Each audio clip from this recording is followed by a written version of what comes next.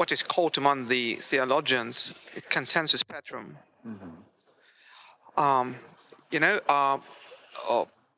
Previously, in the Middle Ages, it was widely believed, broadly believed among the Christians, both in the West and in the East, that fathers make some coherent body, like a sort of third book of the Bible.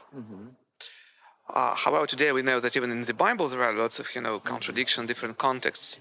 But in the 19th century in Russia, when they started publishing Holy Fathers of the Church, and especially today, when patrologists and patristic researchers started translating new texts, it became clear that such a thing as a consensus patrum does not really exist. That there are a lot of contradictions between different early Christian authors. So, what is consensus patrum? Does it exist, or is it a myth, or is it still here, but on some other level? Look,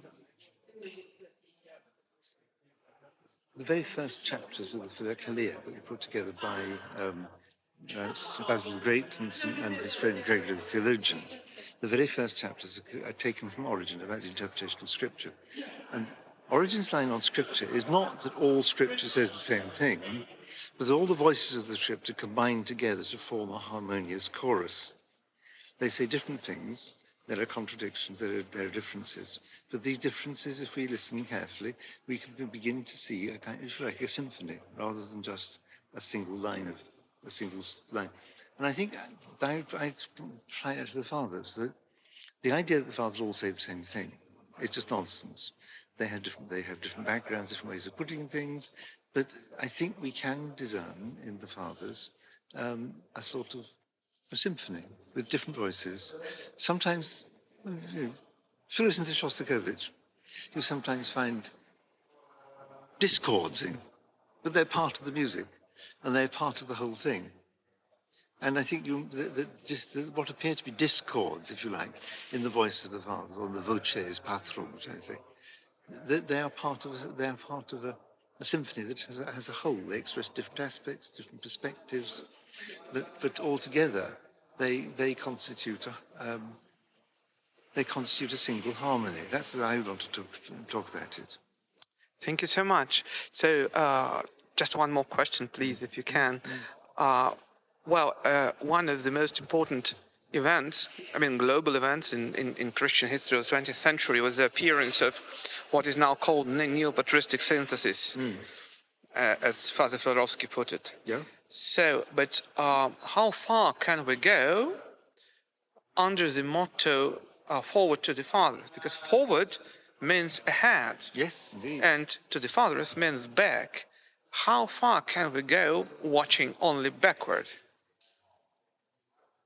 Well, look, forward to the fathers means that we take the fathers' vision, and then we go forward and respond to the problems that are there in our future. Our future is not the same as the future of the fathers. The fathers' future is now passed to us.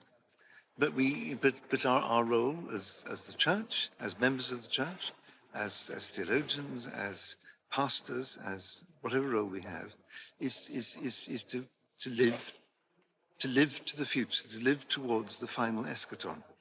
This is why, and that we don't do this by abandoning the fathers, but by taking, if you like,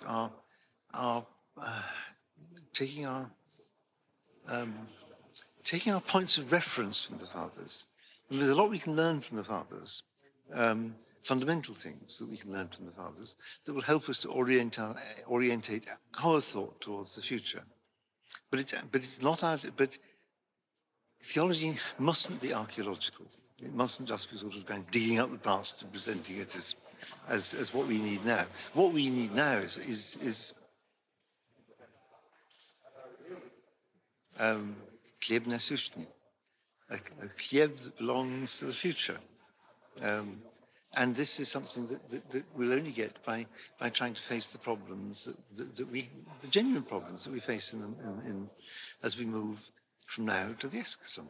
You know, we're between, as it were, two ages. We're between the incarnation and the second coming.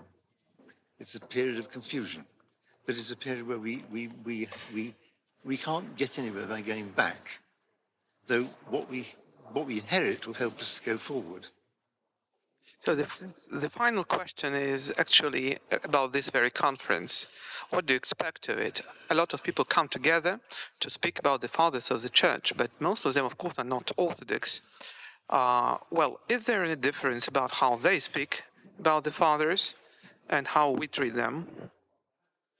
I think there clearly is. I mean, I think one of the changes that's taken place since the Patristic Conference started in 1951 is that in 1951 the people who came together were mostly believers of different backgrounds, I mean, Catholics and Orthodox and Anglicans and Protestants, but who found some sort of common ground in the fathers. And it was intended to be ecumenical from the very beginning.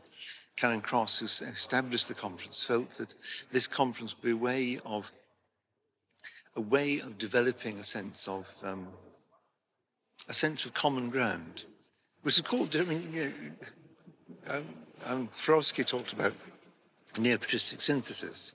Catholics are talking about ressourcement, going back to the fathers. They were both. They were both parallel enterprises and enterprises that benefited one another. Now, things have changed, and the biggest change, I think, has been between 51 years ago, which is now nearly 70 years ago, and now, is that we now, many of the people here wouldn't say they were patristic scholars, they would say they were scholars of late antiquity. Yeah. They're historians or philosophers or thinkers or whatever who are interested in this extraordinary period of transition from the classical period to the medieval period. They use the word the fathers because it's the word we use, but it doesn't have any resonance and it's just a term. I think one has to be conscious of the fact that there are people who study the fathers but have no interest in the fathers as their fathers. But it doesn't mean we can't learn from them.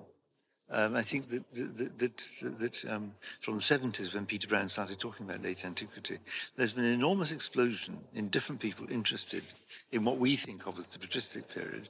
And I think that we can gain a great deal from these different voices, from these different perspectives. But I think we have still to find a way of articulating our understanding of the fathers as our fathers, those from whom we learn. And indeed, it's not only the fathers the ones from whom we learn. As we learn from them, we become fathers to the next generation. We have a continuing role. I mean, Father Frosky was quite clear that the patristic age has not ended. There are still fathers from whom we learn. He's one of them. So thank you so much.